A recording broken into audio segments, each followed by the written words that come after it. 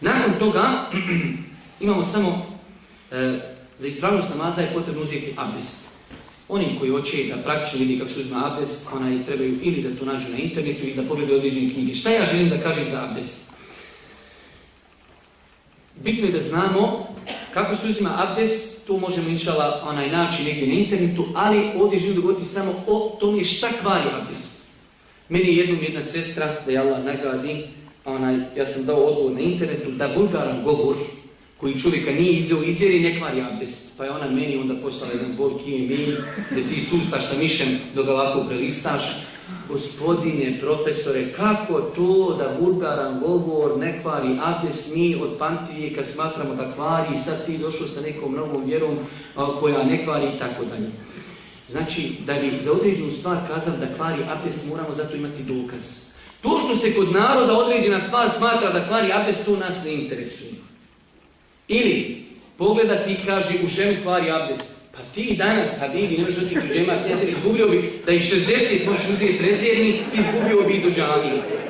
Ali hvala Allah pa nas Allah ti nije opteretio, iako tu ne znači se smije gledati u žene.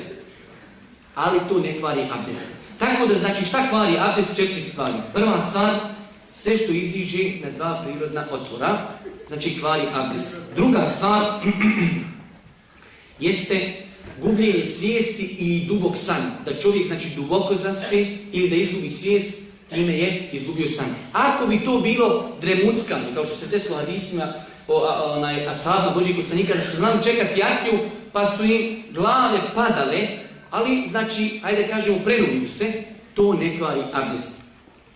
Također jedenje devinog mesa, po hadisima koji zabilježu kod imama Muslima, mi nemamo deva, tako da nemamo sad tim problema. I zadnja stvar, direktno diranje spolnog organa bez odjeće kvari abdest. Ovo su 4 stvari koje kvari abdest. Mimo toga, dodir ženi, ima razilaženje kod uleme, ali dodir ženi kod muškarac dirnuo ženu i žena dirnula muškarca, to ne kvari abdest. Isticanje krvi ili eventualno gnjoj ili bibuljica ili nešto slično to ništa ne kvari abdest.